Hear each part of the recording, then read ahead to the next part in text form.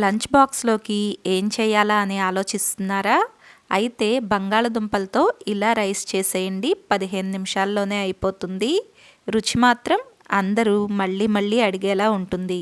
మరి ఎలా చేయాలో చూద్దాము. ముందుగా స్టవ్ పైన ప్యాన్లోకి 1 స్పూన్ నూనె వేసుకుని ఉడికించి పొట్టు తీసుకున్న 2 బంగాళదుంపల ముక్కలను దీనిలోకి వేసుకోవాలి. మంటను మీడియం ఫ్లేమ్లో పెట్టుకుని బంగాళదుంపలు కొద్దిగా రంగు మారేంత వరకు వేయించుకున్న తర్వాత 1 స్పూన్ కారం, 1/2 స్పూన్ ఉప్పు, 1/2 స్పూన్ పసుపు, 1/2 స్పూన్ ధనియాల పొడి, 1/2 స్పూన్ గరం మసాలా వేసి ఈ మొత్తాన్ని బంగాళదుంప ముక్కలకు బాగా పట్టేలాగా కలుపుకోవాలి. ఈ బంగాళదుంప ముక్కలను 4 నుండి 5 నిమిషాల పాటు మధ్య మధ్యలో కలుపుకుంటూ ఎర్రటి రంగు వచ్చేంత వరకు వేయించుకోవాలి. బంగాళదుంప ముక్క బాగా వేగి గట్టిపడాలి. అలా వచ్చేంత వరకు వేయించుకుని ఓ పక్కన పెట్టుకున్న తర్వాత స్టవ్ పైన ప్యాన్లోకి 1 స్పూన్ నూనె వేసుకుని 2 రెబ్బల వెల్లుల్లి సన్నటి తరుగు వేసుకుని కాస్త వేగనివ్వండి. తర్వాత పొడవుగా కోసుకున్న 1 ఉల్లిపాయ తరుగును వేసుకుని ఈ ఉల్లిపాయ కాస్త రంగు మారేంత వరకు వేయించుకోవాలి. ఇలా రంగు మారిన తర్వాత 1 టొమాటో పేస్ట్ను వేసుకుని మరొకసారి మొత్తం కలిసేలాగా కలుపుకోండి.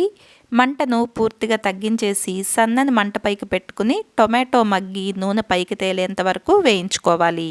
ఇలా నూనె పైకి తేలటం మొదలైనప్పుడు ముందుగా వండి పెట్టుకున్న 1 గ్లాస్ అన్నంను దీనిలోకి వేసుకుని ఈ తాలింపు మొత్తం అన్నంకు బాగా కలిసేలాగా కలుపుకోండి. మంటను అవసరాన్ని బట్టి పెంచుకుంటూ తగ్గించుకుంటూ ఉండండి. ఇలా కలుపుకున్న తర్వాత రుచికి తగినంత ఉప్పు, 1/2 స్పూన్ మిరియాల పొడి, 1/2 స్పూన్ గరం మసాలా వేసి ఈ మసాలాలు అన్నంకు పట్టేలాగా మరొకసారి బాగా కలుపుకోవాలి. తర్వాత మనం ముందుగానే వేయించి పక్కన పెట్టుకున్న బంగాళాదుంప ముక్కలను ఈ అన్నంలోకి వేసుకోండి. బంగాళాదుంపలను ముందుగానే ఇలా వేయించి తీసుకోవటం వలన ఈ రైస్కు మంచి రుచి వస్తుంది. ఇలా వేసుకున్న బంగాళదుంపలను అన్నంలో కలిసేలాగా ఓసారి కలుపుకున్న తర్వాత ఆఖరిలో కొద్దిగా కొత్తిమీర తరుగును కూడా వేసుకుని మరొకసారి కలుపుకోండి. అంతేనండి, 15 నిమిషాల్లోనే ఎంతో రుచిగా ఉండే పొటాటో రైస్ మనకు తయారైపోతుంది. మరి ఈ వీడియో మీకు నచ్చిందా? అయితే తప్పకుండా వీడియోని లైక్ చేసి, షేర్ చేసి, కమెంట్ చేయండి. ఛానల్ను సబ్స్క్రైబ్ చేయండి.